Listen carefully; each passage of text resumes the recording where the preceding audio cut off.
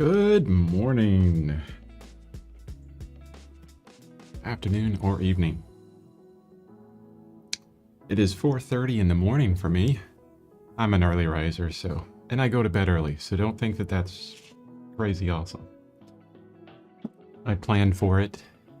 I tell people that and they're like, "Oh my gosh, that's crazy," but no, I get about 10 hours in bed every night, so it's good for me. But today is March 18th. You know, it was St. Patrick's Day yesterday, and a friend of mine, he texted me and he said, "Happy St. Patty's Day." I was like, "Really? Is it St. Patrick's Day today?"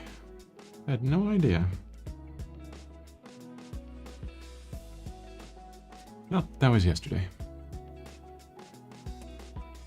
You know, one thing that I haven't looked at is whether or not my live stream here has increased in interest from people after the time change, at least in America, or if it's decreased. I'm not sure. And I wonder if it really matters because I'm going to be doing this anyways. I figure, heck, I'm going to be painting this painting. I might as well record it and show you. So here we are. I started the stream a little bit early. Because I'm starting at 4:30, I get up at 3:30. It gives me a nice hour to get some tea, to kind of align my day around what I want to do, and to get really calm, prepared, think about what I want to do for the painting, and, really kind of ease my way into it. And I would suggest the same for you. If you are an early riser like me, or, an artist, take that time to kind of figure out what you're going to be doing or working on with your painting, and then, focus from there. Plan your day so you don't have to rush right into it, right? Hey, good morning, thinker. There you are. There you are. Yeah, I was born in Kentucky. Sometimes the accent comes out. Okay, so yesterday we oiled out basically the eyes of the tiger and above, all the way up into the ears. And I can still tell that a lot of that is, a little bit oily. It's mostly dry there. But the purpose of that was to bring the luster and the values and the saturation and hue of those colors back out. And then what we did is I say we, it's kind of like the royal we, right? Because I like to think that we're doing this together because you guys can make comments and all that kind of stuff. What I did was I worked mainly on the right eye, well, the left eye for the tiger, the eye on the right. And then I think today I'm going to bring the left eye, the eye on the left, up to speed to the same. And this morning, when I was playing around with my camera, making sure that it was as sharp as it could be so you could see as much as possible, I realized that the zoom on the camera the digital zoom on the screen for the camera transfers directly to the live stream. So what's fun is I can actually zoom in to the, exact area that I'm working on. So you can see a lot more detail within, what I'm doing. So I can back it out and then move it over to the left eye and then zoom right in. And you can see the crazy detail there. It's a little bit off center from the stream. So something like that would be better, honestly, for you. Maybe a little bit further over. But I'll have to play with it. Let me know if that is too zoomed in, or if you like seeing that tremendous amount of detail as I'm working. And I moved the camera a lot closer to my painting. I'm having to scoot up closer because literally if I tilt my head to the left, I can bump the camera. That's how close it is to my head. Hey, Ulan, good morning. I'm glad you can join us on the weekend. And thank you so much for purchasing all of my products on Gumroad. You rock. That's really awesome. And it gives me a chance to kind of tell everybody else that, hey, if you're interested in all the digital downloads for 53 of these live streams, check out my Gumroad. Link in the description. It's only $1. Plus, I have tutorials for how to paint the eye in oil, which is going to be super helpful for painting something like this tiger's eye, using the same process, just a different shaped eye. I also have painting the nose in oil, painting the mouth in oil, and I should be releasing either this weekend or next week how to paint ears in oil. So working on the parts of the head first, and then soon at some point I'll be putting portraits up there or something like it. Yeah, it depends on what I get into, really. I want to get back to some figurative stuff for my daily painting, which means this live stream, because it is my daily painting time. So again, thank you so much for purchasing there. And if you guys know of anybody that can be, any other artists out there that would find those tutorials helpful, and that they have $1, there you go. I'm looking over, actually, where did it go? It'll last for weeks and weeks. It's kind of like so the question is, how long does the oiling out last? I have a painting that's in mid-process right now for a tutorial, and I did an oiling out on that over a month ago. It's been sitting there, and it still has all the luster and everything to it. It's kind of like a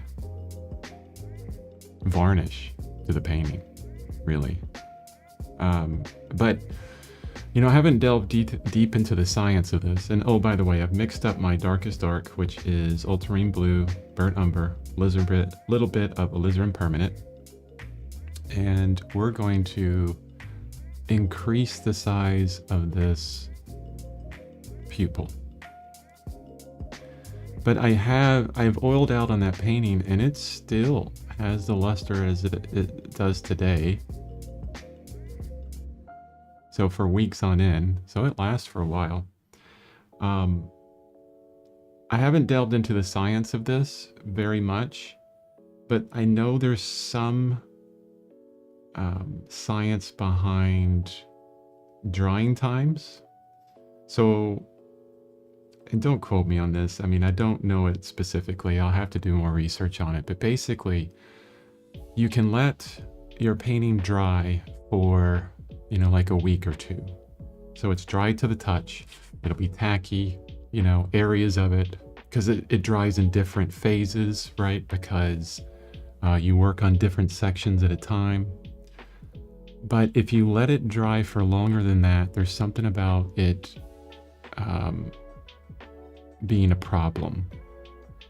Like if you don't get back to it within a certain amount of time, and I can't remember what that time is, you want to let it dry for months, basically. And of course, that drying time always depends on the thickness of the paint. I paint really thin, honestly, as you can see. I mean, with this zoomed in look, you can see all of that canvas showing through. But if I zoom back out again, it works. I mean, you don't need to cover up every single piece of canvas, right? It works really well.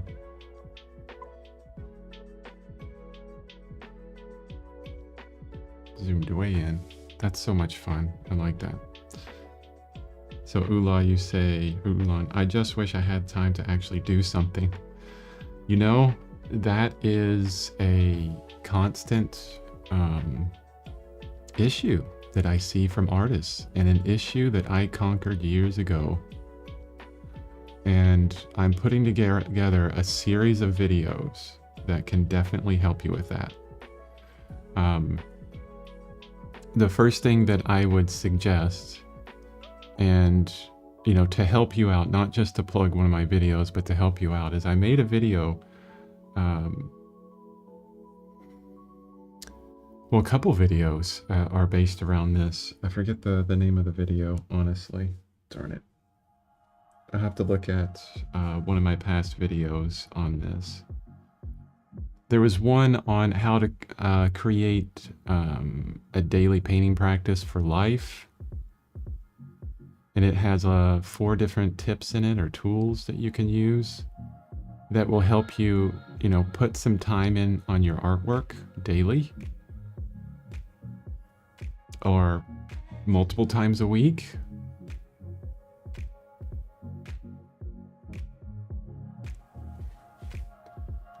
I honestly, I want to find that video title for you because I think it'll be really helpful. Give me a moment.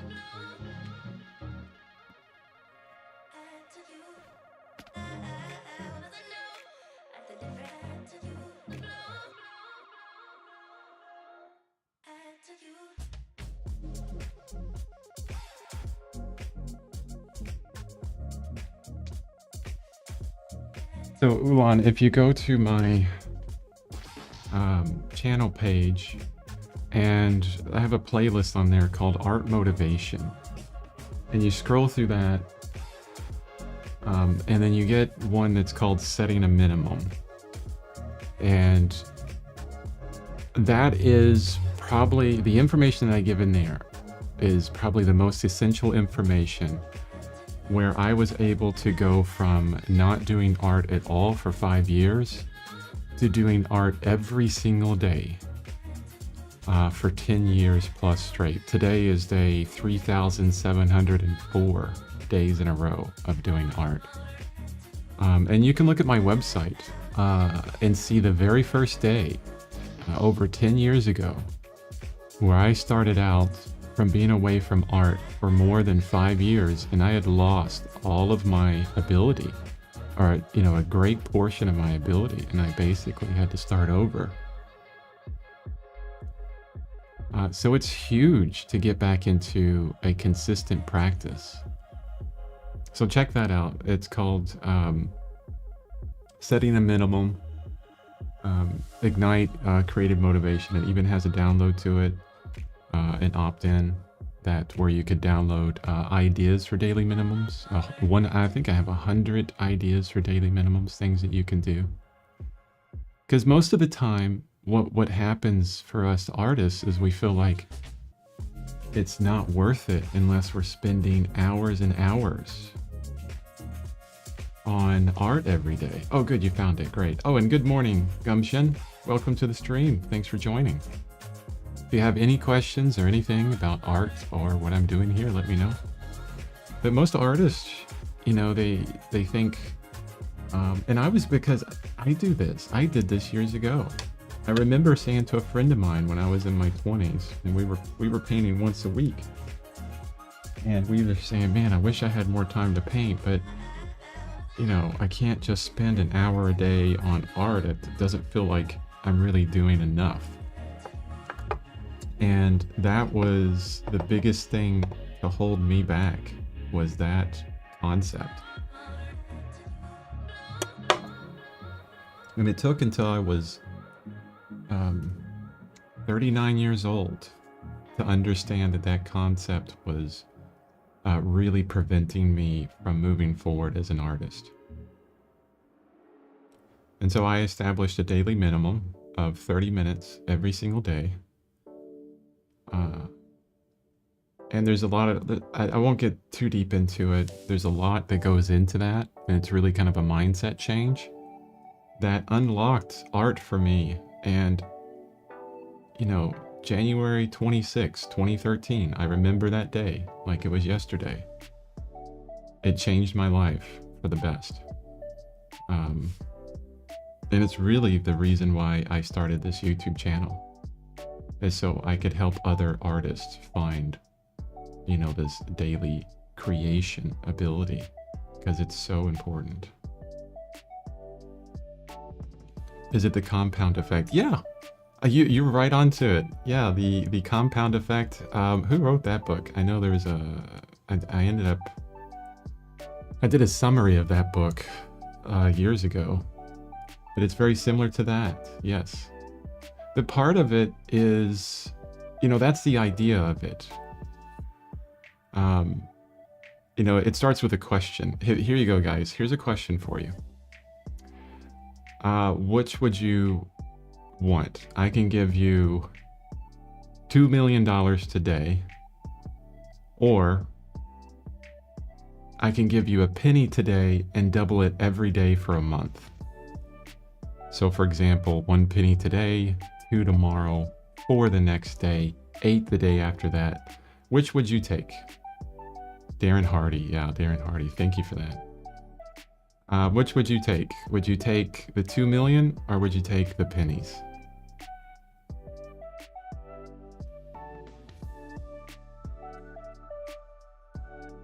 And I bet you Gumption not only knows the answer, but knows the trick to it as well.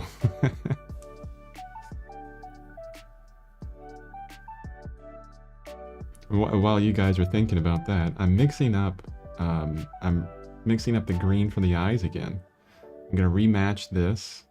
It's got to be right on. Got to get these eyes. So I'm actually hovering my brush over the right eye. Let me I can zoom out. I'll hover my brush over the right eye, but that's really hard to match color on because your brush will have all this texture to it and it's not flat enough. It'll get you a close approximation, but that's another way to try and match colors. But I want to extend the left side of this eye out a bit. Very slightly. Yeah. All right, the answer is you take the pennies and then you also ask which month, right? In which month? Because if you choose February and there's only 28 days, you leave about, I don't know how many million on the table. Because by the time you get to day 31, you have over $10 million. So this is the idea behind doing, daily practice. Consistent practice. Is it compounds? It doesn't compound exactly like a penny because it's a bit more complex than that. But within that is the big mindset change that has to happen within yourself, where you feel like, where you switch from this perfection idea to a progress idea. So progress over perfection. Switch from thinking I need to get a painting done to I need to make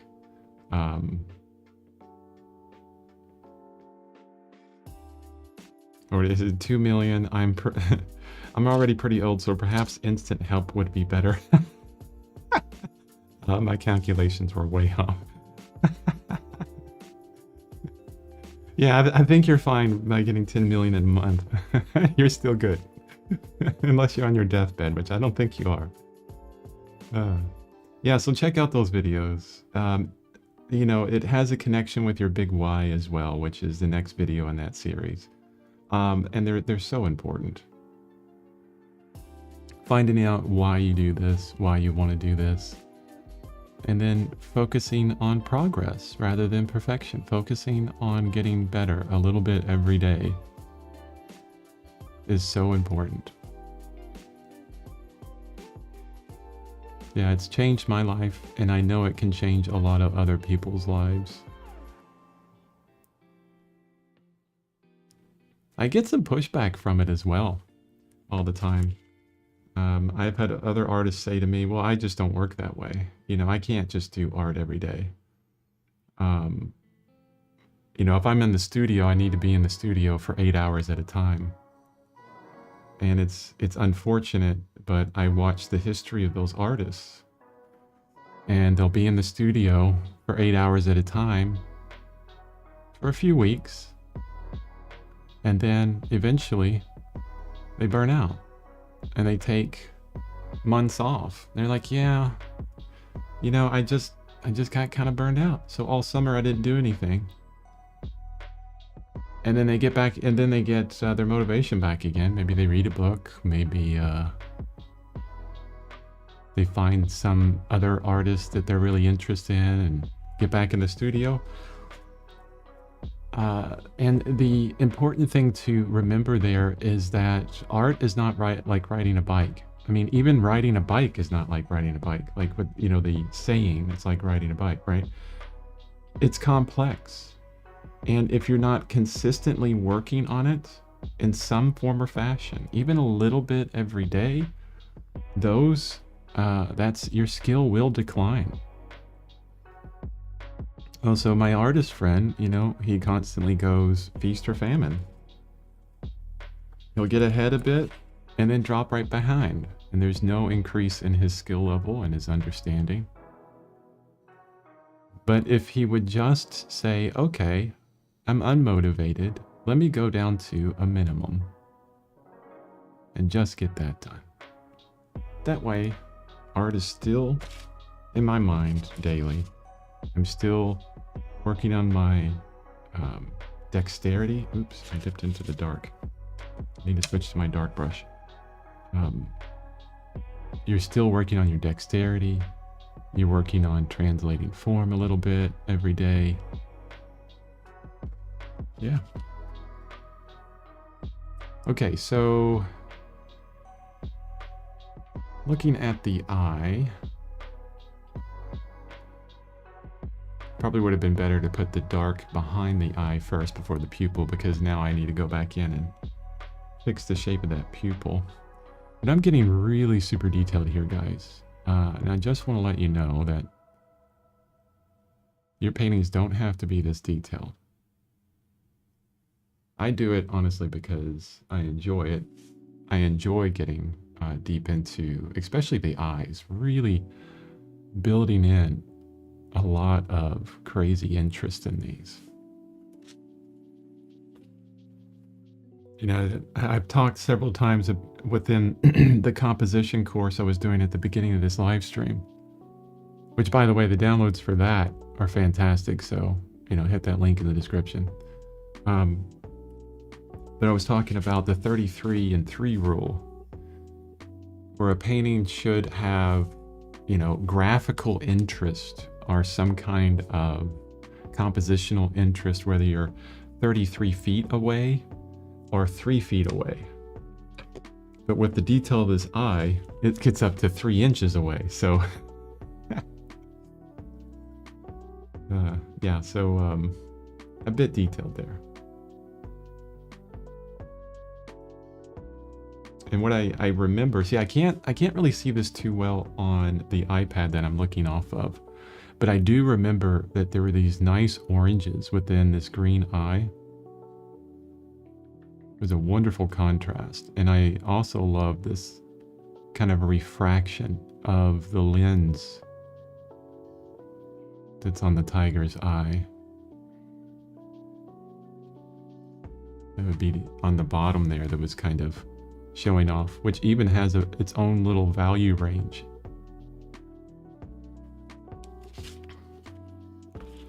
You can see how when what I do to get those lines so sharp is I will make sure that my brush, and hopefully I got this at the right angle. Yeah, my brush is not flat like this, but I really thin it out by squeezing it. Or when I mix up the paint, I make sure that the flat edge gets really flat, and it allows me to get that really sharp edge. And right now it's a dry brush. That little edge there is too sharp that I put in, that piece of paint. It looks like a really sharp line. Well, if I go back with a dry brush and I just tap it, just barely tapping this, you'll see it soften out. I'm also leaning my hand against the canvas. I'm glad the paint is dry down there.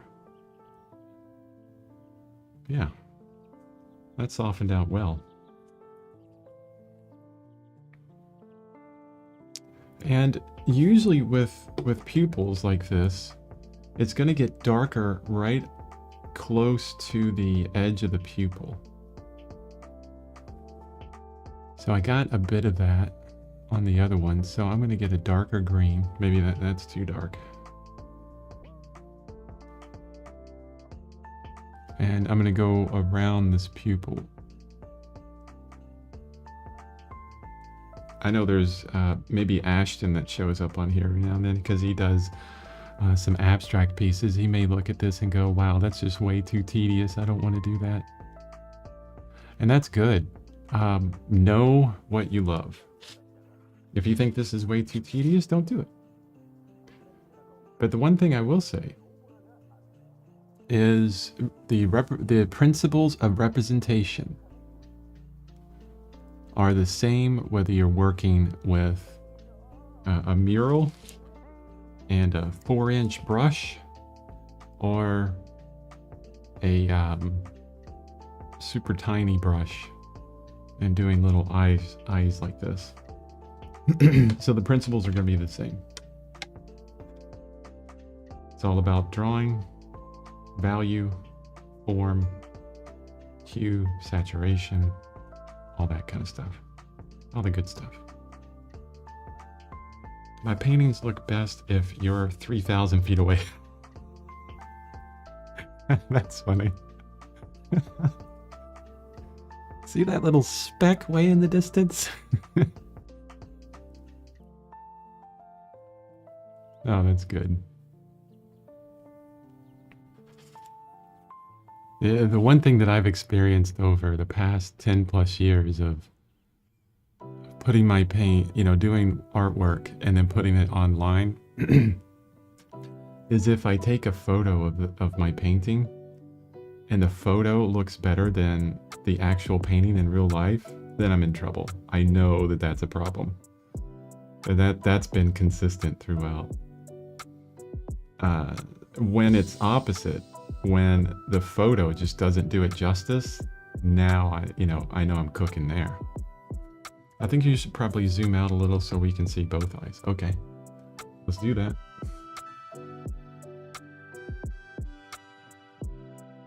Oh, actually, I think it did it on its own. I didn't hit it. Zoomed in, zoomed out. Maybe I did hit it. I thought it was still zoomed in. There you go, both eyes. It's like everything I'm changing, you can't even tell when you're zoomed out. And, that's something to keep, be aware of all the time is what you're doing important? I mean, it's important to me. I mean, that's what's most important. Like, yeah, I want these eyes to be, this detailed.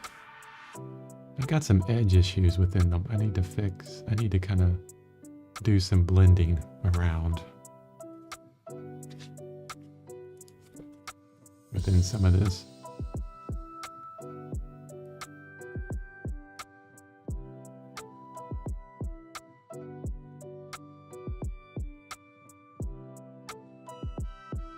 Again, I just wiped my brush out with a paper towel. And I'm just going in here and tapping the paint that's on there. It gives a really good blend to things.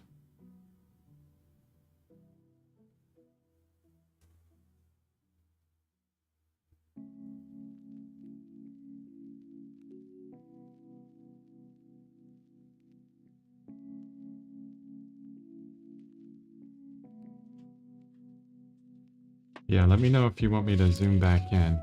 I might be done with the extreme detail in this eye pretty quickly and start broadening out soon.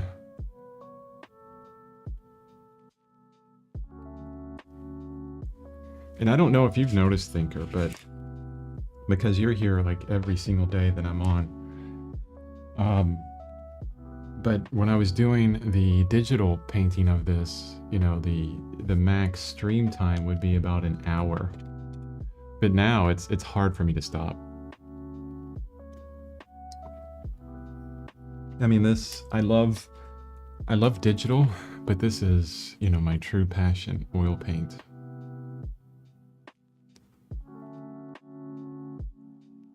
Or just painting in general. Honestly, if you were like, hey, sorry, you can't use oil paint ever again, I'd say, no problem. There's a good question. All right, this is for everyone on the stream. If someone told you, or let's say, we figured out that oil paint, there's no more resources anymore. You can't have any more oil paint. And all the prices went up to like thousands of dollars, for, a tiny little tube of oil paint. And you had to switch. What would you switch to? What other medium would you go to? That's a fun question. I'm thinking about it. Let me see. What would I switch to?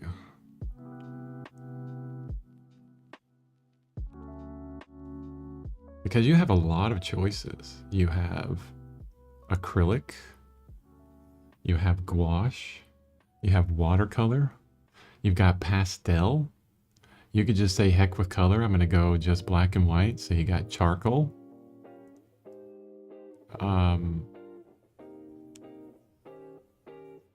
I'm not even going to count water-soluble oils. I'm sorry. I know there's a lot of people that love water-soluble oils, but it's kind of like, why don't you just do oils? It's, or acrylic. I don't know. It's, maybe there's some, maybe I'm being an idiot and someone's like, well, you do it for all these reasons. And then, my eyes are opened and I'm like, oh, water-soluble oils are great for you. But anyway, I've never got into those. So what would you choose if you couldn't choose your favorite medium? Oil paint. And I'm assuming that your favorite medium is oil paint. Digital, watercolor. Oh, I didn't even think about digital. There you go. My mind didn't even go there. Open acrylics? What is open acrylics, Gumption? Can you explain that?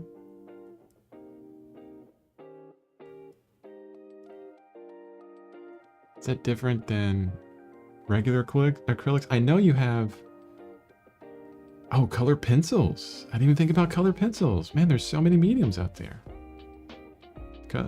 Ulan says, color pencils were actually my first choice after graphite. Oils, oh, graphite too. I have just recently started to learn. Gouache or graphite. Yeah, man, you guys are coming up with some awesome ideas. And I know that there's an acrylic gouache and a regular gouache too. There's Sum-E, I didn't think about that. There's encaustic. Man, there's just so much out there. Well, and then you can get into sculpture.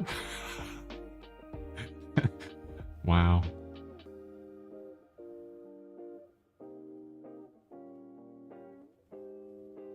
No, that's good. They are by Golden. They stay wet longer, act a little like oil. Really? Open acrylics. Did you guys hear that? They stay wet a little bit longer. How much longer? I'm sorry, I'm like grilling you on these open acrylics. It sounds really interesting. I do a lot of things on my channel with non-toxic oil painting. And if I can give people another option, heck, if I can try another option, that would be pretty fun. I'll buy some of them and try it on the in a video or something like that.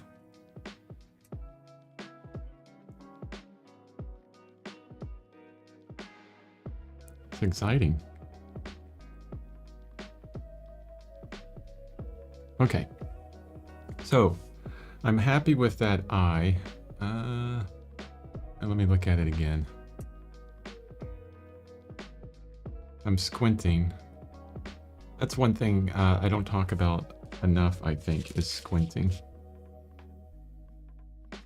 What is the purpose of squinting? So when you half close both your eyes, what you're doing is you're taking your eyelashes and you're meeting them together in front of your eyes, so it makes kind of like a blurry effect. I wonder if I could do that on the camera. No, my hands are too bright.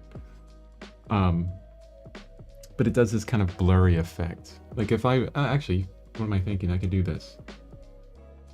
All right, so I'm intentionally blurring out the camera, okay? So this is what your eyes do, and it also gets a bit darker.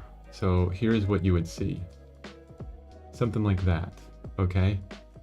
When you squint your eyes. And why this is helpful is because it helps you get away from the color and just see the value, okay?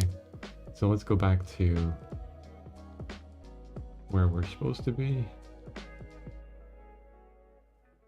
So I usually do a lot of squinting, and I'm looking at the darkness on the dark area on the top of this eye versus the dark area on the top of this eye. And I'm trying to see if they match, if they're similar enough. And the left one was a little bit light, so I darkened it up some. And then I noticed that the edges over here were a bit sharp, or a bit softer at the top than over here. So I'm actually softening up these edges as well. I'm taking the brow, you know, this really dark color into the eye and, you know, kind of making that nice blend. It really pushes that edge of the eye back and brings the bottom edge of the eye forward. It's really nice. They can stay open around a week. Wow. Now, Gumption, now I must ask you another question, sorry. Do you work, or have you worked in oil, and how would you compare open acrylics to oil? And yes, I'm going to work on the pupil above the eye right now. Thinker, thanks for reminding me. And what do you think about the highlight above the other eye? I had to put it on twice. I put it on once, and then I didn't like it. I didn't like the angle of it. It needs to be darker. And then I put it on a second time.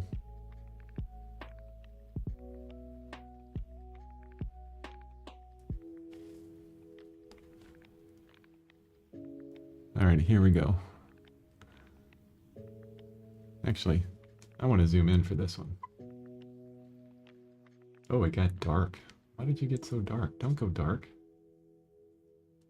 No. Stop that. Oh, my ISO went down for some reason. Just from zooming in, maybe I hit it. There we go. No, it did it again.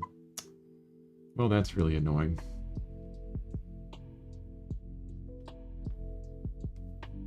Alright, let me try this. Alright, that worked.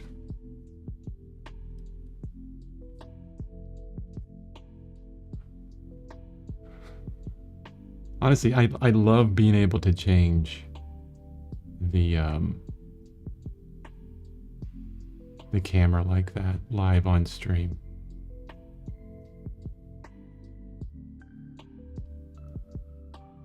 I mean, our eyes are like little cameras. They're much more advanced than any camera out there. But they do a lot of things that cameras do, or try to do. Like, high dynamic range. Like, you know, our eyes do that naturally. Cameras still have problem doing that as well as our eyes do. But we can use cameras to kind of see, you know, this, get an understanding of, you know, how eyes work in general. And your viewers, the people actually looking at your painting, if you understand how their eyes are working, you can manipulate your painting to get certain effects that are fantastic. Okay, is that too much? I'm gonna leave it for now. I think. Let's zoom back out. There we go. That way you guys can see both eyes now. I'm gonna have to live with that. I can't tell if it's too much or too little. Let me know what you guys think. Your opinion is important. what I'm going to work on is, as you can see, the above the left eye is much different than above the right eye. I got this awesome blue here. I think it might be a teal, but I never put teal on a painting. Not influenced by others. Yeah, there's teal all over the place. A grayish teal color is what I'm mixing up here. Got to get some of that medium in there. Don't forget to add the medium. I think the highlights above the pupils really make the whole face come alive. Yeah, it does. I agree. It was dead before, now it has more depth. I wish I could find more areas that have the same effect as that. Right? Has the same effect as making things come alive with just one stroke.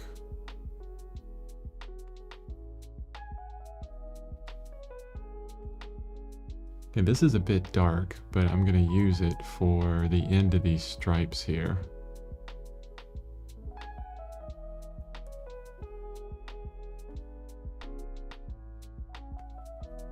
Use it to add a little bit more interest, and I'm going to add some white to it. Yes, I've worked in oil more than the acrylics. They are similar. I feel you have a medium you use with them too. Oil feels more creamy, but they are a good alternative to oil. Wow.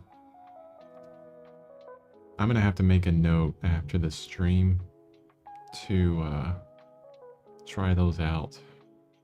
No, you never put enough teal in your painting.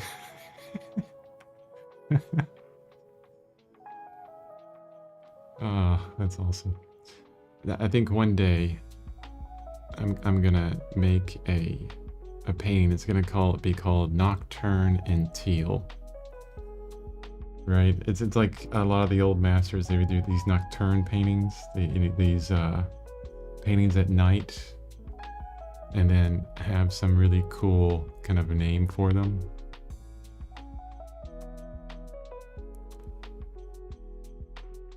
You could, honestly, you know, now you think about it, you could base your entire artistic career on something like this,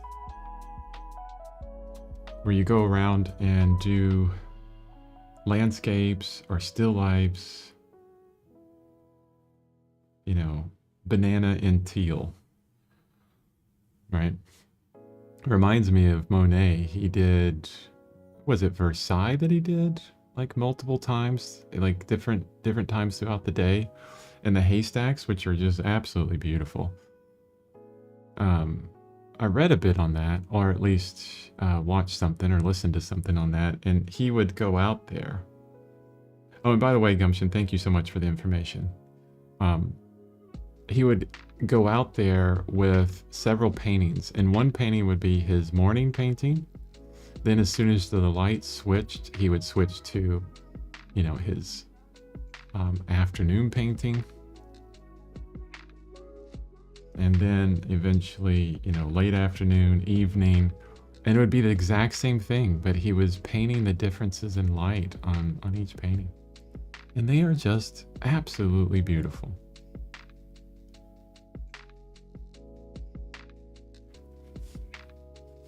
So it didn't matter the subject. What mattered was the light, you know? It was really good. There's a channel on YouTube called Light Ponderings.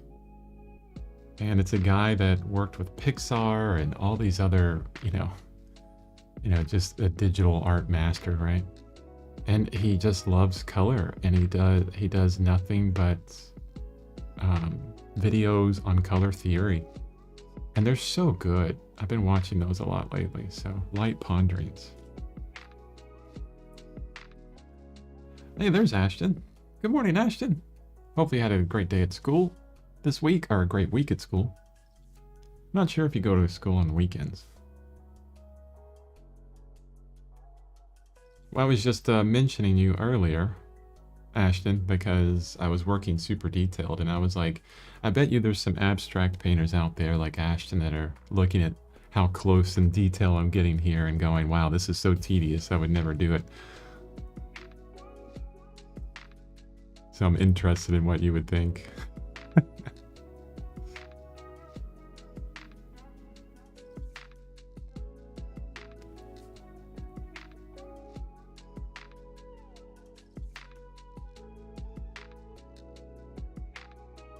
Okay, so working a bit further out from the eye now. I'm happy with the color of this white or gray that's underneath the eye, that kind of lighter stripe. The white stripe, you know, it's a local color is white. So I'm happy with that. Its angle is a little weird though. It's kind of, it has a very sharp angle to it. When I really want it to have, you know, if you see the right eye, we got this nice curve. But this angle doesn't do that. So what I'm going to do is I'm going to bring this bottom edge down a bit.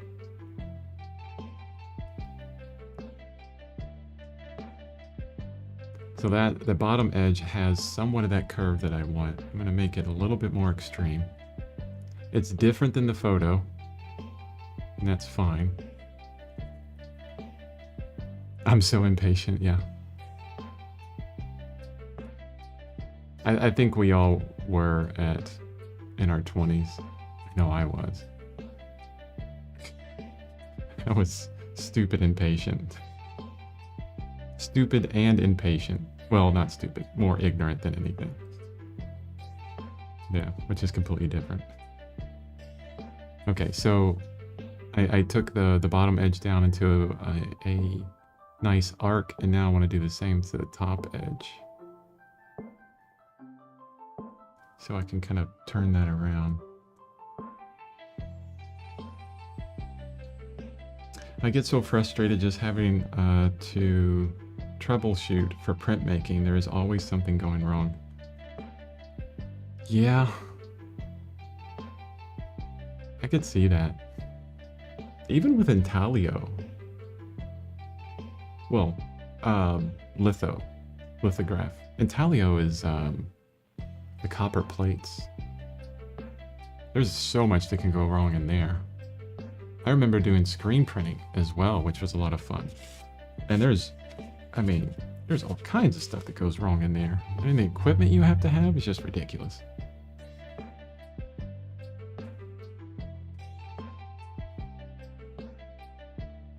But, you know, the payoff on prints is you can make a crap ton of them.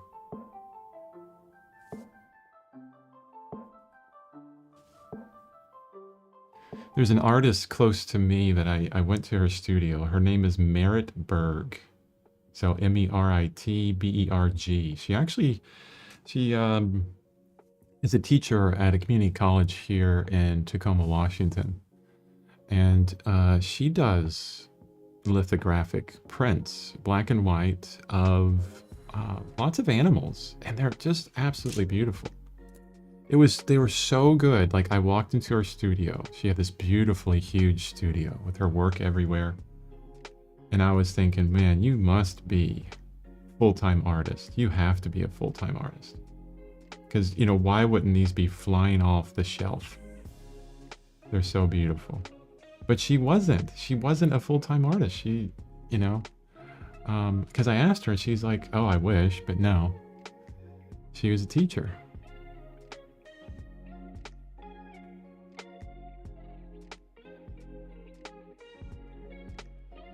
But she could be, honestly. One of the things I think that many artists lack, and I'm trying to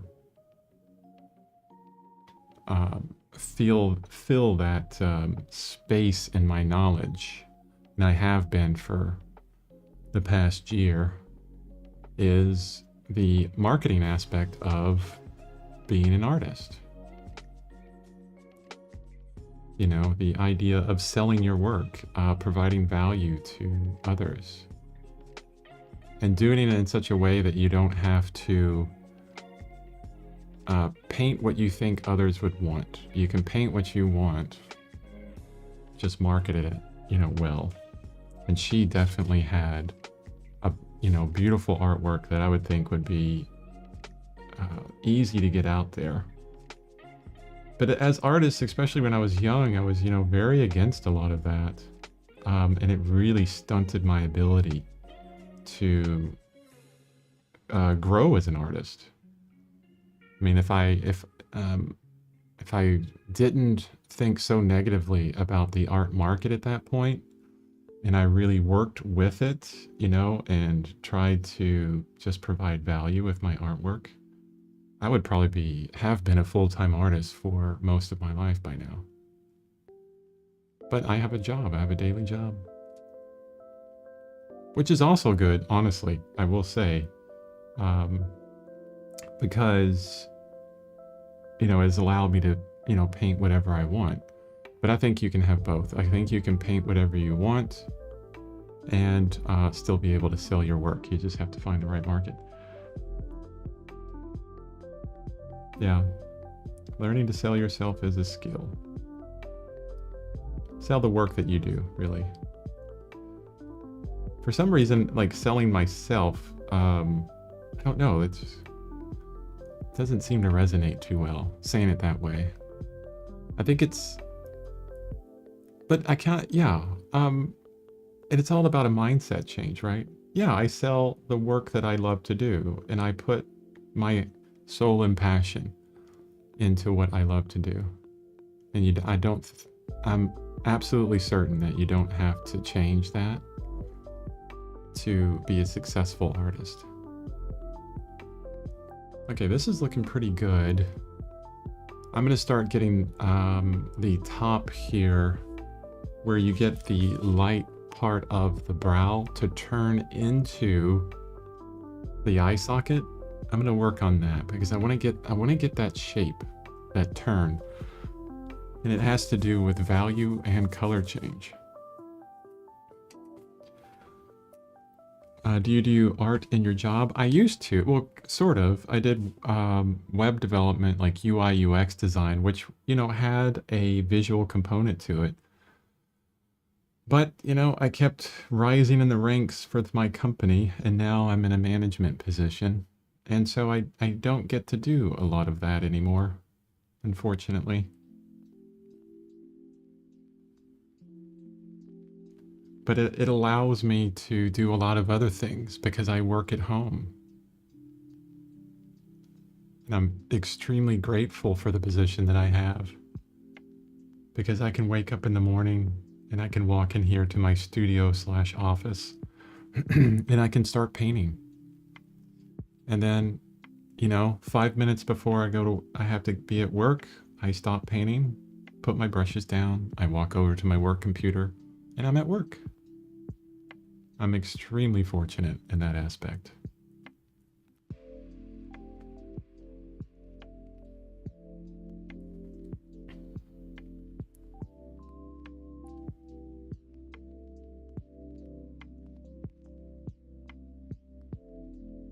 There is a market for the work you do. You just have to get in front of your tribe. Yep, definitely. Gumption, you sound like you've read a lot of books. You're picking out some words that I hear repeated in a lot of places, like tribe. Maybe you've read Seth Godin, This is Marketing, or maybe one of his other books, like Purple Cow. Maybe you read Derek Sivers. I really like what Derek Sivers has to say about marketing.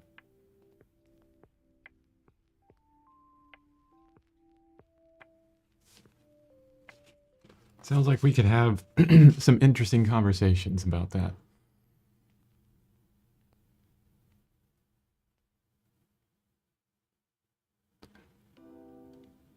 Okay, I'm gonna get into the lighter colors now.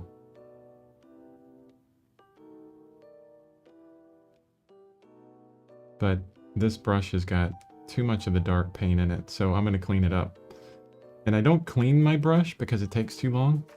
Like putting it in solvents, which I don't use solvents, or even putting in oil to clean things out. What I'll do is, if I want it to get lighter and remove most of the darker color in it, I will dip it into some white, like you see here, and just mush it around into the bristles. and then pull all that paint out of the brush by squeezing it in my paper towel. As you can see, I do that a lot with my paper towels. And now it's a brush that is really just soaked in this kind of warm, light color. And you can do that, you know, a couple times. Look, that white was pure white. And it won't change up your mixtures near as much. And then I can get back into my yellows, my whites, and get a very pure color right out of that pretty quickly.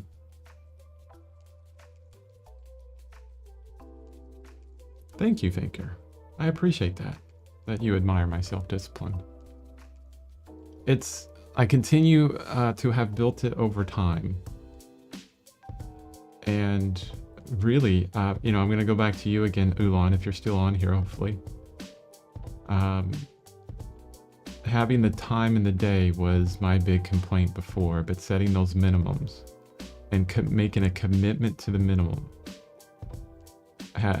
has really been the proponent for me to create that discipline,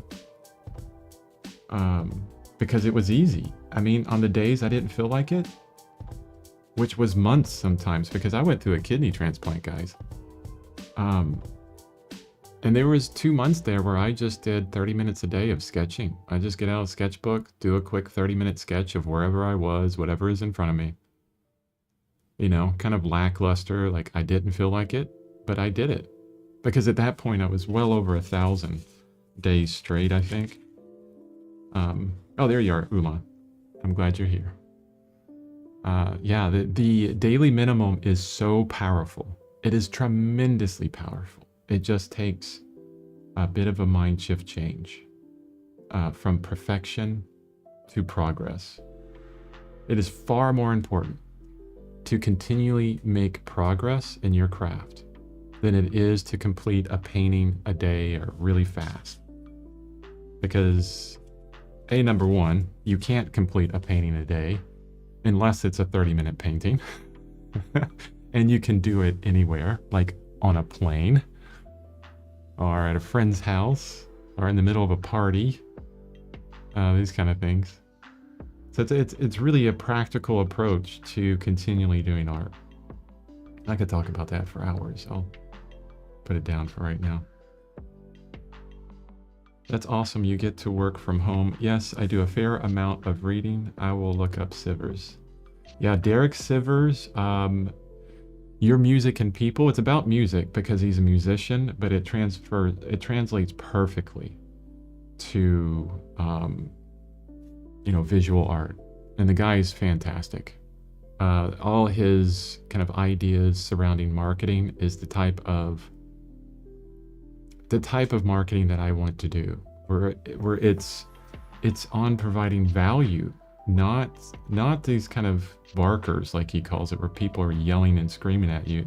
I know you guys see it all the time. You go on the internet, you see ads everywhere. I mean, we're so used to that now, it's like we don't even see them because it's just people yelling at you. I don't care about that. What I want is someone to provide a tremendous amount of value to my life, to solve my pains, to give me something that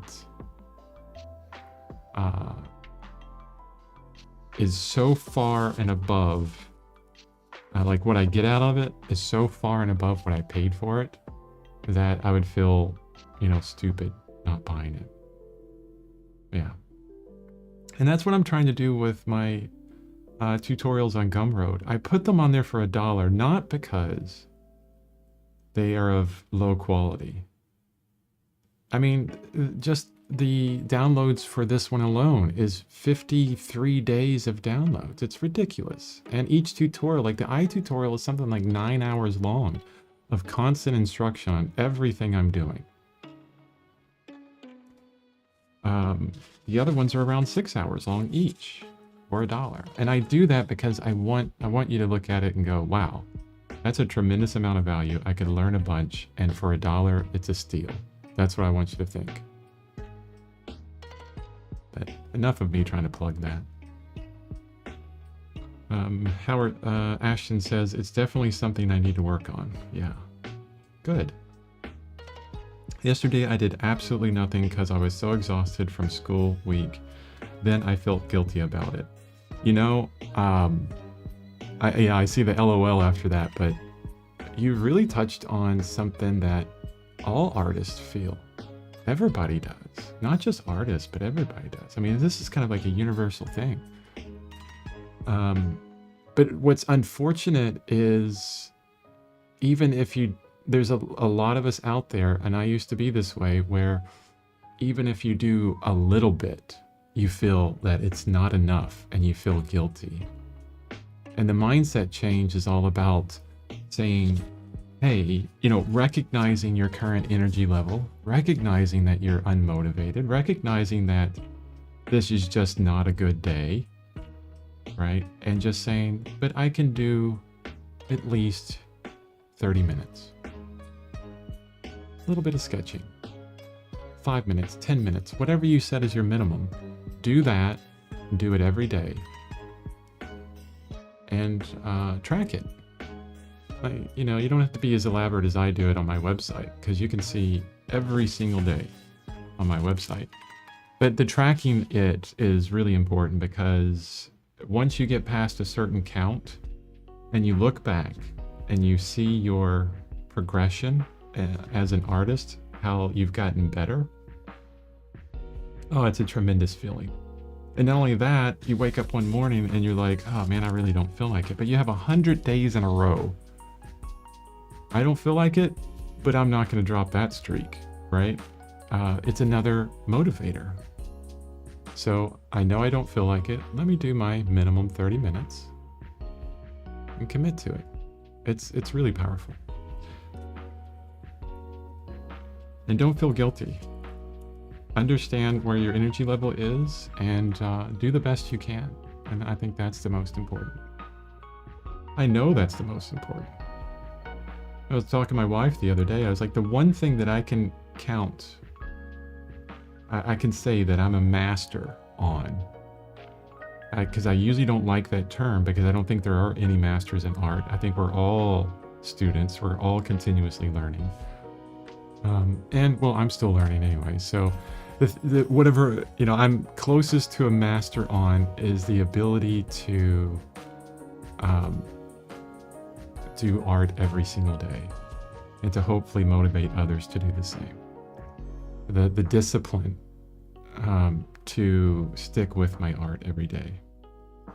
And really that's what I want, to impart to all these other artists, everyone, you guys on the stream, yeah.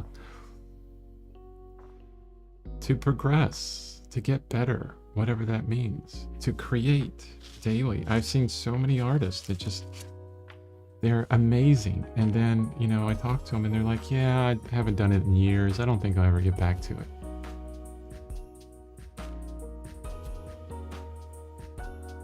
I just hope that, there's artists out there that don't wake up one day, and they're 90 years old and they know it, the end is coming soon. And they think, man, I regret not being the artist, because I always wanted to be an artist, but I put everything ahead of it. That's what I don't want, because I had that feeling 10 years ago. If I didn't do this, that I would be on my deathbed and I would be regretting it. Yeah. Ooh, got kind of dark there, sorry. Well, Ulan says, a while back I did buy a small sketchbook. Perhaps should be using it more. Yeah, absolutely. Use that sketchbook. It's, I heard this from, forget the guy's name. I wrote a good book on learning, and I was reading his book, and then I watched some videos on him. But I have a shelf of books. A lot of it is self-help books, and he says you have like where you collect books, and instead of self-help, you get shelf help, because you don't have any space for all the self-help books you haven't read. I thought that was really funny. But artists do this with like sketchbooks and materials. Like we have just a million materials, right? And that we haven't used. Like they're just sitting there. And what I've found over the years, Oolong, is that when I started sketching, just anything, you know, putting down this idea changed my mindset around, well, I need to do a big painting. I need to do a fantastic painting every time. And just saying, you know what? This little block that's sitting on my desk that says, happy wife, happy life. Let me draw it. It's just a, you know, a cube in space. And then I draw it and I'm like, holy crap, this is hard. You know, there's so many objects. Like, guys, right now, wherever you're at, look around you and look at the objects, especially now. I mean, everything is very technical. Everything is manufactured. Everything has hard edges. There is a wealth of perspective practice in your vicinity right now, and objects that would be so challenging to draw that your sketchbook, it would be the best place for you to learn, to get better quickly. Because you can grab it in an instant and you're drawing this object, which is just, you know, the most mediocre, remedial object that you've forgotten about. Yet you start drawing it and you're like, holy cow, I'm learning so much here. This is so difficult, you know, and it's really challenging me. It's fantastic. I mean, the world is a wealth of wonderful things to teach us as artists. And as artists, we learn all this stuff. We're like, we know more about objects than anyone else because we really observe. Yeah, it's fantastic. So get out that sketchbook. All of you, if you don't have a sketchbook, get it, because even if you're doing abstract work, Ashton, or anybody, the ability to draw representationally will help your work tremendously. It is the absolute foundation of art. Maybe composition would be before it, but yeah, the ability to draw. It's like I should have practice drawing, recorded something, anything, but I did nothing. Oh, you're talking about the other day.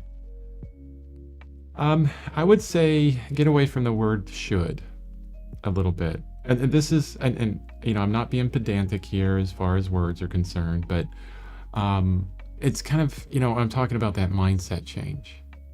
I like what Tony Robbins says. He says, stop shoulding all over yourself. You know, I should do this. I should do that. Right?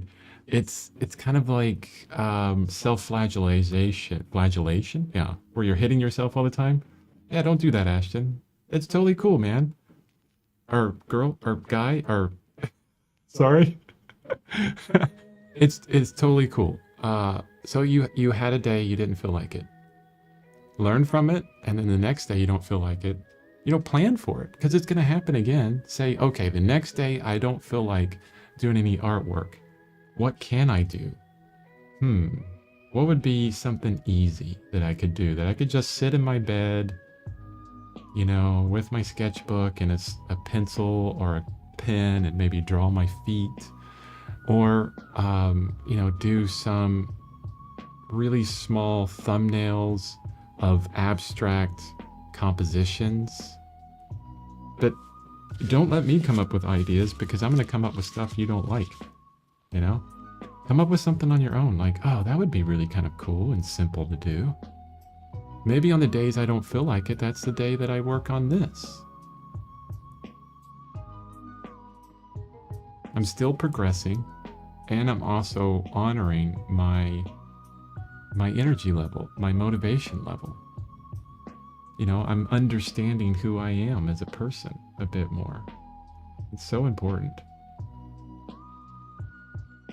And, you know, I'll end it with, you got this, man. or girl or guy. Sorry. I always have to say that because, well, I don't have to say that, but I like to say it because we're living in a world now with, you know, there's a lot of people that choose to not, or choose to be gender neutral, and I respect that. So if you're gender neutral, or if I if I connect you with any gender, I apologize. I can't imagine not being able to do art daily. It enriches our lives so much. Yes, it does. Yes. Yeah, I feel the same. I'm at a point now where it's so habitual that, yeah, it's like, well, I can't imagine not doing something. Oh, here's another tip for you, Ashton and Ulan, everyone on here. Do it as early as you can. Get your artwork done as soon after waking as you can. First thing in the morning. Why is this important? Because there's a wonderful book by Roy Baumeister called Willpower. And he's a scientist on willpower. And he's connected willpower with energy levels. So think about it, and this actually makes a lot of sense. If you're trying to diet, when do most diets fail?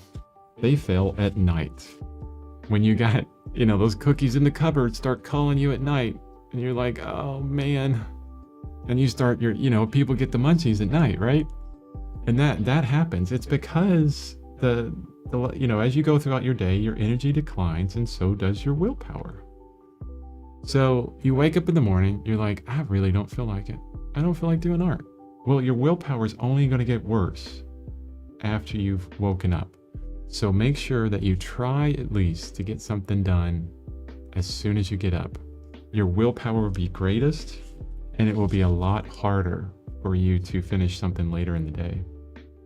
Also, if you're beating yourself up about it, okay, about not getting the artwork done, well, it's a lot less detrimental on your psyche if you're only beating yourself up about it for about 2 minutes and then you get to work after you wake up, right?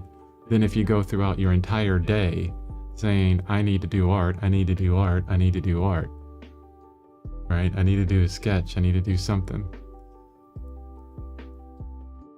I don't know, it makes a lot of sense to me. So try and do it as early as possible. I did art for years, my daily art, later in the day. And I can't tell you how many days I went through where I was just anxious all day. It's like, oh man, I haven't done my art yet, And as soon as I switched it to in the morning, all that anxiety went away, and I felt like I won the day. Because I got my art done today. I got it done early. I distinctly remember the first few days where I switched it. At night, I would go, wait, did I get my art done? And I would kind of get that anxiousness a little bit. And I would go, yeah, I did it early. And then it was just like a huge weight would just drop off me. It was fantastic. So set a minimum, do it early. Ashton, you say, my minimum is eating art videos or researching something I want to know more about at the least. Oh, that's fantastic. Yeah, that's a good minimum. You know, I think that's really good. And, you know, don't let anybody tell you that that's not enough. I'm not going to tell you that that's not enough. If you said, my minimum is 1 minute of meditation on my next piece, like closing my eyes and visualizing it, I would say, fantastic. That's your minimum. Now commit to it. Do it every day. Every single day. Yeah. It's huge. It's really important. It compounds like the pennies. For instance, this stream, my pronouns are she, her, but I'm so cool with being called man or bro online. Okay, thank you for your pronouns. I'm planning on, I still haven't really pulled the trigger on this one, but my wife has. Her pronouns are she, they. Kind of like an indication of safety. Because if your pronouns are they, them, I'm totally cool with it. So I'm really kind of toying with going to he, them, or he, they as well. Totally cool with any pronouns you have or want to be identified with. Awesome. Because I say those things a lot as well. That's cool, man. Yeah, I know. It's like it just comes in. It just happens a lot. It's really interesting. My wife is, and I'm talking a lot today, guys. I hope that's okay. I hope it's in the background and you guys are listening and enjoying. But my wife is an animal trainer, and all the time we just marvel at animals, you know, either some cool thing, you know, fact that she knows, or we're out hiking on one of the mountains around here and we see a bird or we see a little chipmunk or a Douglas squirrel or something like that. And we always reference him. Oh, look at him. Look at him do this. Look at him do that. And we've recently really noticed that. It's like, oh, this is interesting how it's just, you know, kind of part of it. And at work, I work with a lot of people from all over the world. And I see it happening with everyone. It's not just, you know, an American cultural thing. It's kind of all over the world. And then I've even seen, you know, AI referenced as him all the time. Or, you know, digital tools, you know, referenced with a pronoun of him. It's like, we need to start saying her a lot more, I think. Look at her. Or look at them. You know, or get rid of the pronouns altogether. Anyway, getting way off topic. I'm supposed to be painting and talking about painting, right?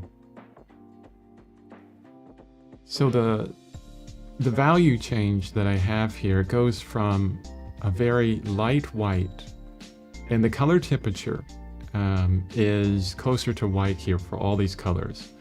Now I'm going to go a little bit into color temperature because this is actually fantastic. I love this, and I could actually push it a bit more. Let me do this. I'm going to push this a bit more. I dipped into a cerulean blue, so Thinker, you'll love this. It's going to look closer to teal. Making sure that the value is right. I'm putting just direct cerulean blue under there.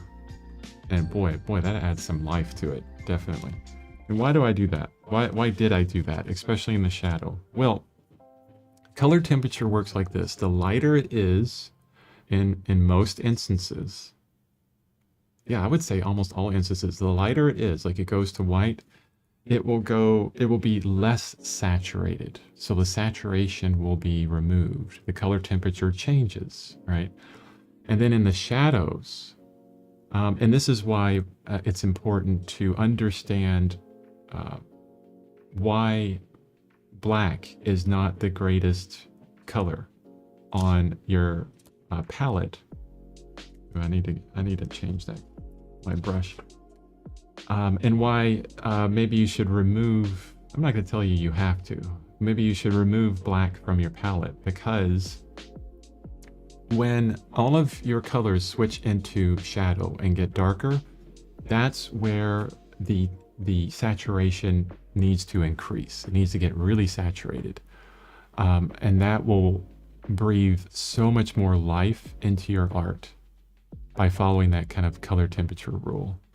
Goes into shadow, add more saturation. Comes out of shadow into lights, it's desaturated.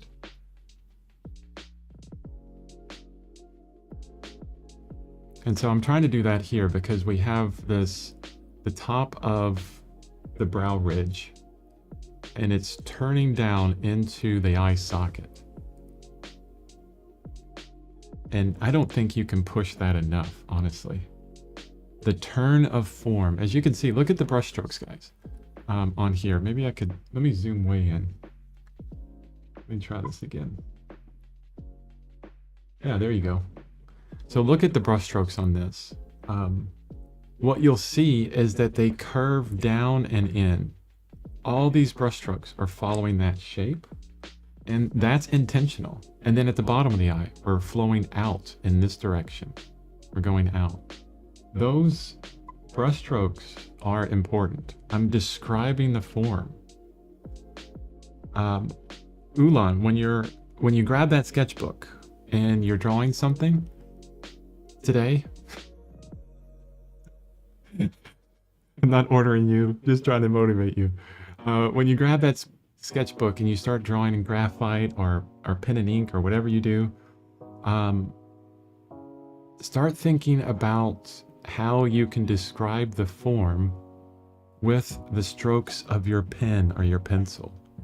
Which way would it look good? Going with the form, so along its longest edge, or against the form, so across the form, right? I wanted to say major axis and minor axis, but that can get confusing. Well, I guess I could explain that, because this goes into ellipses, like ellipses.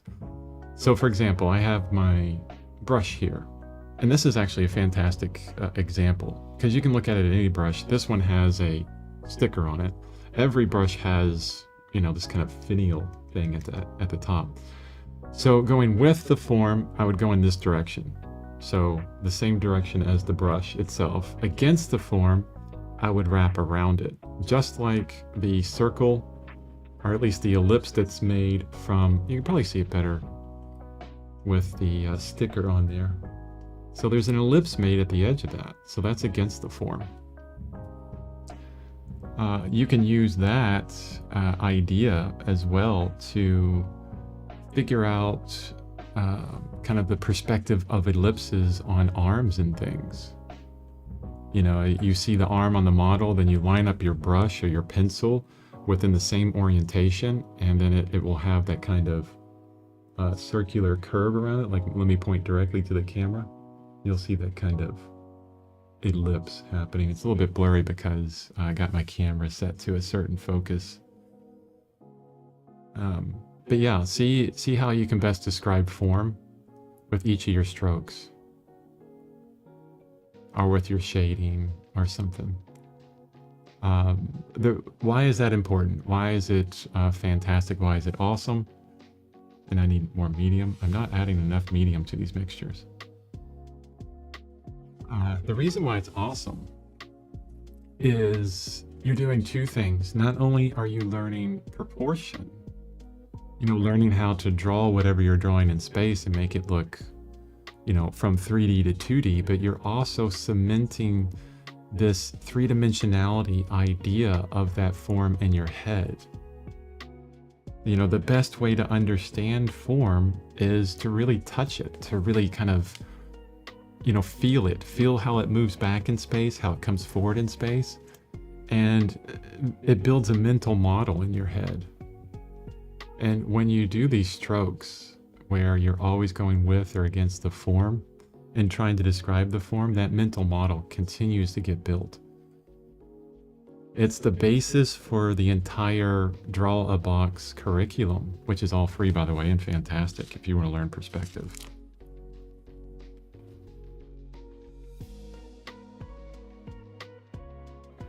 Oh, Ashton, so your plan today is to do a very simplistic self-portrait digital so I can turn it into a black-white lino print. Ooh, that sounds fantastic. Nice. What software do you work on?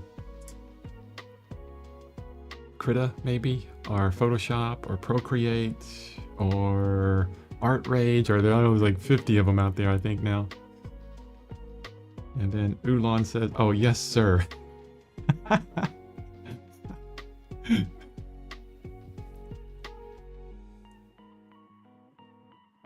I think you have seniority on me, Ulan, definitely. So I'll follow your orders.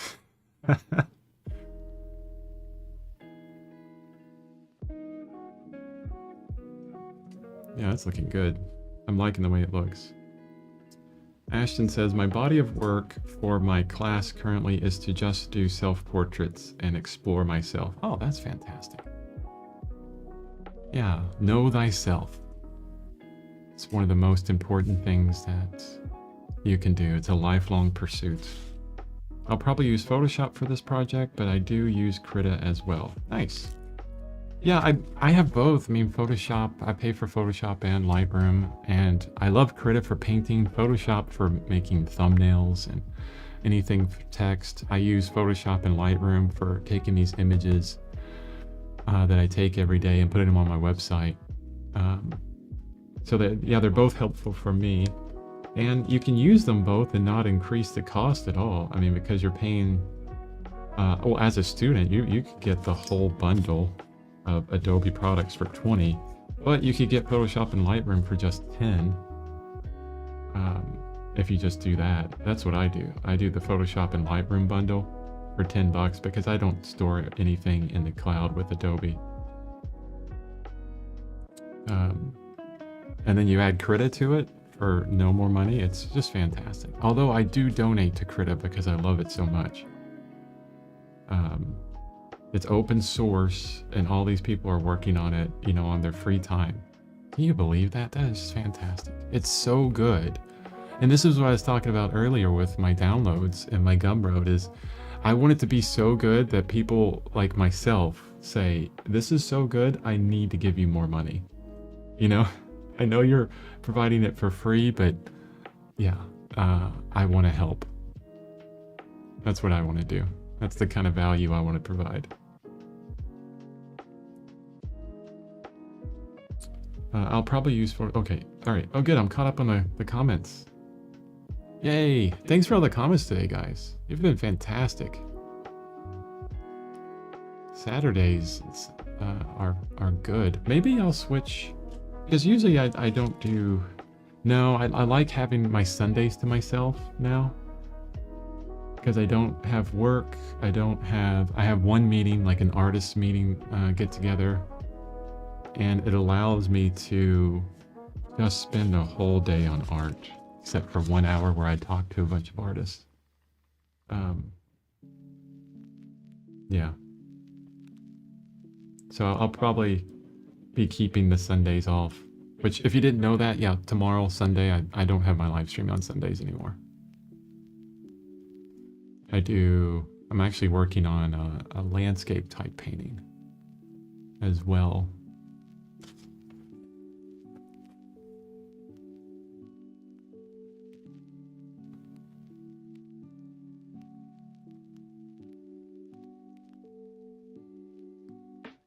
Which honestly, I should I should. See, I keep saying I should as well. It's hard to get away from. It might be best for me. I don't have to think about it. If I move back to that figure painting that I've had sitting over there for a while, because I think it's dried for long enough.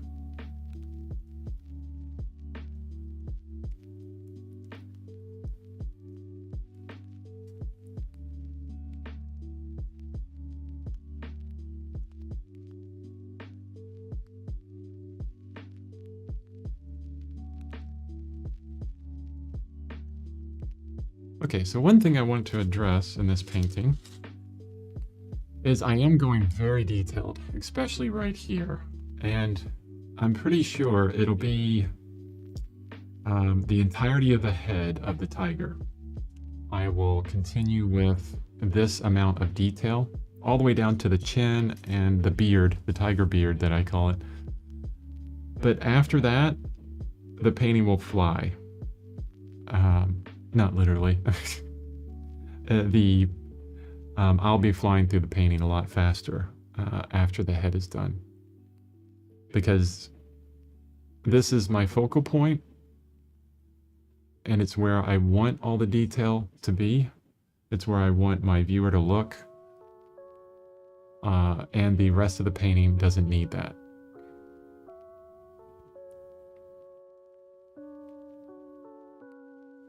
It's kind of like how your eyes work. So when you look at something in real life, you have tremendous focus on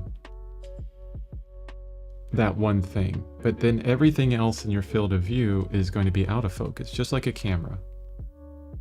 A camera with a, you know, a depth of field to it. But you constantly see paintings that don't take advantage of that. There's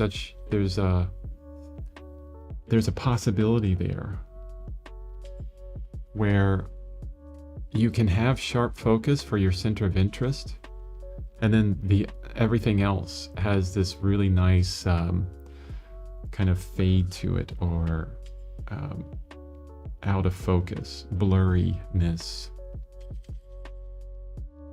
So look into that. Think about it when you're drawing or painting. Play with it. Have some fun. Yeah, what's the goal after finishing this tiger? Oh, good question. Good question. I want to get back into figurative work, but I'm going to start small on it. This is a big painting. It's taken a while to complete. And the one thing I want to do is get through paintings a bit faster on this stream. So what I think I'm going to do, and I've been talking about it with Thinker as well, is getting into portraits. So it's interesting that you were talking about doing self-portraits and things like that. Probably what I'll do is, I already have some portraits lined up that from some imagery that I purchased off of ArtStation, their resources, and I love some of the ones that I found. And what I'm going to do is continually to start them in a digital way in Krita, and then bring them into smaller oil paintings. Probably 8 by 10. Yeah, very small. So it's going to be, you know, close up with the head, you know, that kind of aspect. Will we be brought along for that journey as well? Because I love sitting in on the streams. Yeah, of course. Yeah, it'll be part of the stream. I like the idea because I could have you know, a portrait painting going on my own that I'm doing not on stream, and then I could have one going for the stream as well. So I could have multiple happening at the same time, and each one feeding off of each other in some way or fashion. But that's just an idea. Not sure if that's going to happen. It's what I'm thinking of right now.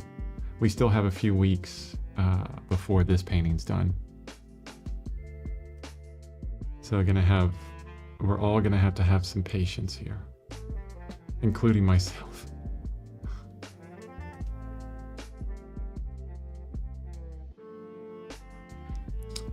Ulan, you start your stream at 1:30 p.m. my time, so during weekends I am at work most days remotely, so have considered just joining in and listening.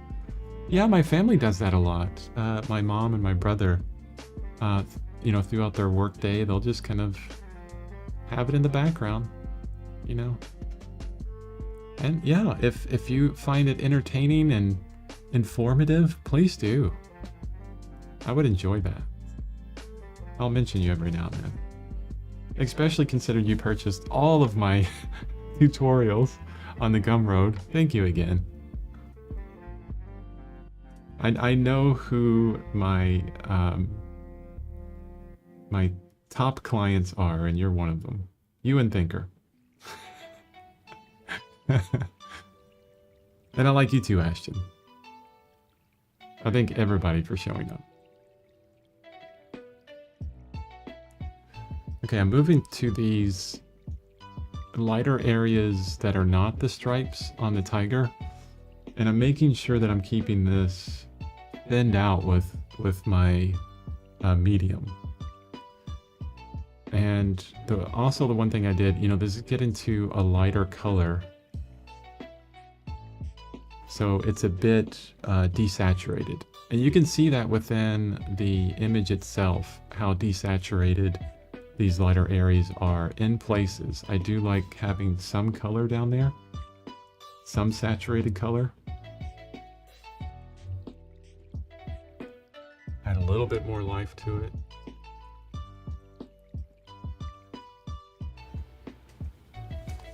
And then I'm also, because these darker patches of the stripes are in sunlight, or in light, I'm lightening those up as well.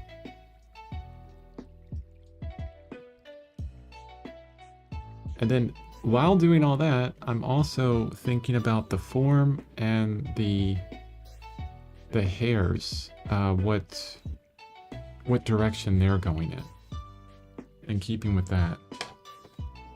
Very textural. Even in most Saturdays, I'm out grocery shopping at this time. Today I got back early, so I do enjoy watching and listening to your streams. Prefer live, but have watched these in the evening then. Oh, thank you so much, Elon. I'm glad you enjoy it.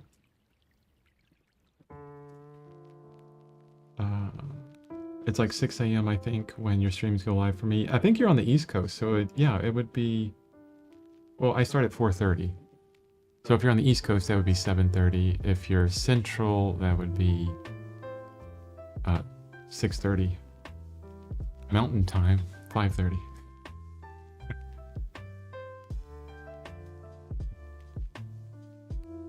Oh, it's past 6 already. Holy cow.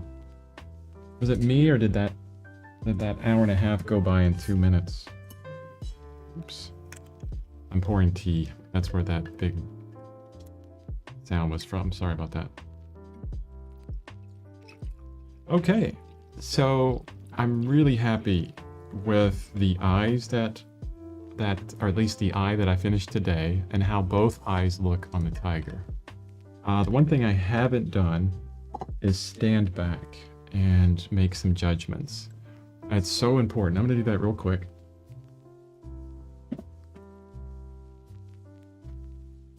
So usually what I do is I get maybe 5 or 6 feet away from the painting. I want you to hear me, so I don't get that far away.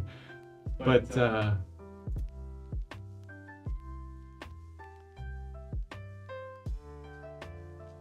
yeah, I don't see any errors, any problems right now.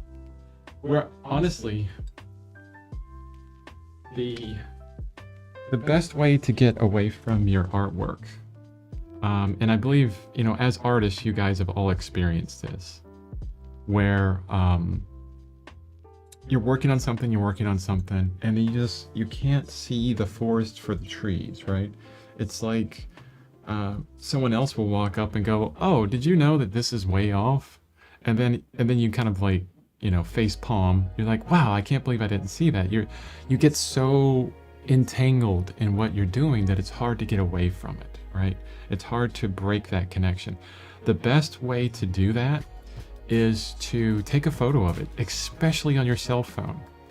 I take photos of my work every single day. I post them online, and that has helped me tremendously, because when I post daily, I can get a look at what I've done that day, and right away I look at, you know, because something about the digital version of it, like I would look at this and I would go, "Oh wow, that value's way off," or "This is way off," or "Man, I did this really well. Don't forget about the positives." Like, you can see the positive and the negative. The other aspect of that is this. Oh, thank you, Ulan. I'm glad you really like the eyes. Is when you take a photo on your phone, especially, most phones have the ability to turn it black and white. So you could take a snapshot of your painting, turn it black and white, just see the value and see all the value errors that you have, like instantly. And if Rembrandt, if Monet, if any artist before 2007 had that ability, they would take it. Yeah, it's fantastic. So best way to get away from your work, to detach from it, see any errors, is take photos of it daily. That also fits in with the daily art thing I've been talking about the entire stream. A great way to track your work, a friend of mine does this, is he has a private Instagram account.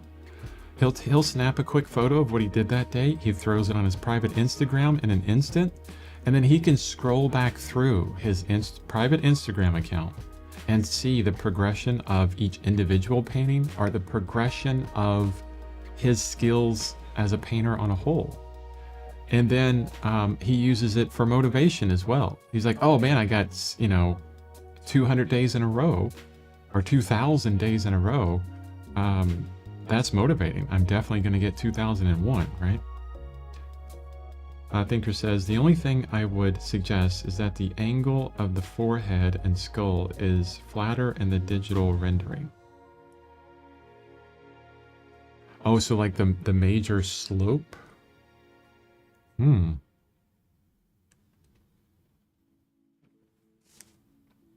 I'll have to see which one I like, because I know it's flatter in the digital, but maybe I want it more rounded. I'll do the comparison there. Thank you, Thinker. And that's why you guys are really important on this stream, is because you can see the things I'm not seeing. Ulan says, I also take photos of my work and usually see lots of errors after I've posted it to my Instagram. Like after the post, right? It's okay. Ulan, if you want to feel great about your artwork, just go back through all of my daily art. Years ago, you're like, oh, he sucked before too. I did. Terrible. And then you see me getting better. It's just 30 minutes a day at least. You can see lots of paintings that I've painted over. I put everything on there. I'm not kidding you guys. The worst stuff I've ever done is on there. So, and the purpose of that is so you can see it and hopefully get motivated. I envision myself in the future as being, this awesome artist that everybody looks up to. And then I can't wait for someone to say, wow, how did you get so good? And I'll just go, let me show you. Here's the exact time I've spent on every painting. That's on my website, guys. And here is how long it took me to get where I'm at now, And you can see that. All of that is on my website. And the reason why I've done that is because I was so annoyed. You go to museums and stuff, and you see these amazing paintings, and you have this initial idea that they completed this painting in one sitting or something, and maybe a couple hours or whatever. But then you do the research on the painting, and you figure out like, oh, this Sargent painting, this was the 26th version of the head that he painted of the same person. Right? And you're like, man, why don't they put that up there? It'd be such a good learning aspect for artists, and that's what I want to do. Because a lot of galleries and stuff, they do this stupid marketing thing where they say, only show your best work. No, thank you. I'm going to show you the entire process of everything I do. An open book. Ashton, I just try my best not to delete or throw my art away. I can't, I've told my dad and my mom this, how many paintings and drawings that I've thrown in the garbage, and boy, they get upset. I try not to tell them that anymore. It's important to see the growth. Yeah, I got digital copies of everything, so even everything I've thrown away, it's still on my website, But your beginning art, it's like Nicolaides says in his book, The Natural Way to Draw. One of the very first things he says, in order to get good, you have to get past those 5,000 bad drawings, It's the same with anything. Every sport out there, every sport that someone plays, you have to get past those 5,000 errors before you can actually play better, And that number is arbitrary. If I get rid of my old stuff, I will only see the new, and it could stunt my growth. Stunt my growth? Stunt my growth? If I get rid of my old stuff, I will only see the new, and it could, yeah. But you don't have to keep it. I mean, it would be a lot to move around, but I have digital versions of it. But you're right. Being able to look back and see where you've come, how far you've grown, is a tremendous motivator, right? How much you've changed. Like, oh wow, I used to do this in the past, and now I moved on to this. Getting that understanding of yourself is huge. You're talking about self-portraits. Here's a it's like a layered idea of that within self-portraits. So let's say you do a self-portrait once a month. It could be abstract, it doesn't matter. But you commit to that for the rest of your life, doing a small self-portrait of yourself every month. Imagine like the growth that you'll see not only in your skill level and your ability, but the physical growth and change of you as a person. See the layers within that? Isn't that sounds fantastic to me. You may hate it, but you know, there's an idea. Ulan, you say, I have been posting quite a lot of my stuff, not everything, but a lot. But I once got a comment, perhaps not badly meant, but got me thinking that they would never post practice pieces publicly. And basically everything I do is practice piece. Yeah, I don't get that. Well, I do. I understand. It's a fear-based idea. People are so afraid of not looking great, perfect, fantastic. People are so afraid of being human, of showing the errors, showing like what we are as humans. We err. It takes practice. Here's one fact. It's a fact. And you can follow it through every person on the planet, including Mozart, as a child, writing symphonies. And the fact is that if you see anybody doing something really well, like they're super good at it, they have put a lot of time and effort into it, no matter what. No matter what, because we don't come into this world knowing how to paint, or play basketball, or play a symphony, or compose a symphony, or play a piano. There's a natural talent where people can pick up things like, can tell notes a little bit easier than other individuals, this kind of thing. But that's like the beginning, and it takes a lot of time and effort to progress to the upper echelon of masters of crafts.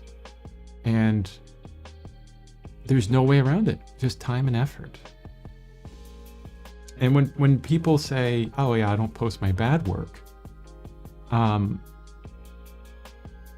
know, it reminds me of that story by, you know, I don't know where it came from, or if it's from Picasso at all, but, you know, a lady asked Picasso for a drawing. He was like sitting there someplace, and he does this really quick, you know, abstract Picasso-like drawing, maybe 2 minutes or something.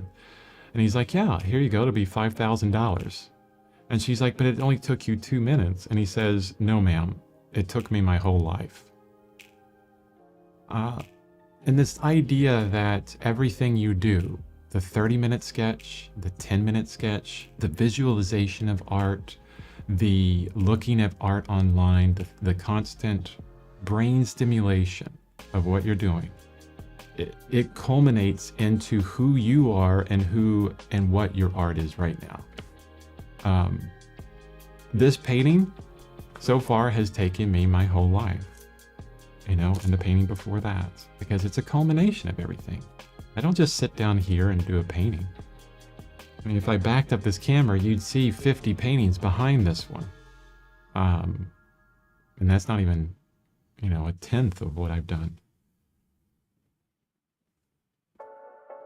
Yeah, everything you do is practice. Everything I do is practice too. It's just sometimes they come out as finished paintings. Perhaps it's my age, but I am not overly concerned what people think about me. You know, I think age has some to do with it, because I was very self-conscious, you know, many years ago. And then there was one point that I was just like, no, F this, you know, I'm not gonna care anymore. I'm gonna wear the comfortable clothes that make me look like whatever. I don't care. As long as my wife is attracted to me, that's all I care about, right? So yeah, I think some age has, you know, maturity. So that it doesn't connect with age if you say it that way. It's more maturity level, I guess.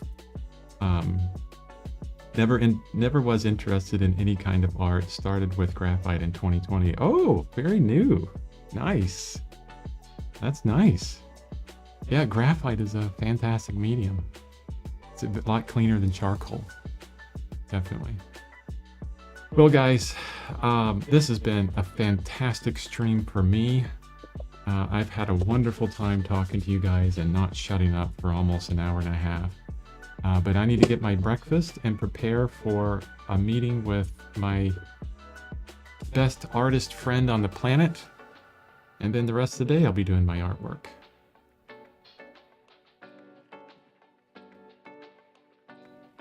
Hey, Ashton, that's totally cool.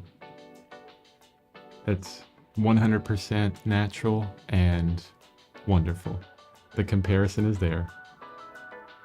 Yeah, I'm working on it getting better. Fantastic. Yeah, eventually you'll get there. Eventually you'll get there. It just takes some time. And wherever you're at is perfect. Remember that, everybody. Wherever you're at right now is absolutely perfect, and it's exactly where you need to be. And then just try and get better. Don't go for perfection. Just progress a little bit more every single day. Thank you, guys. Thank you, Ulan. Thank you, Ashton. Thank you, Thinker. And thank you, Gumption. Have a wonderful day, and I will see you on Monday.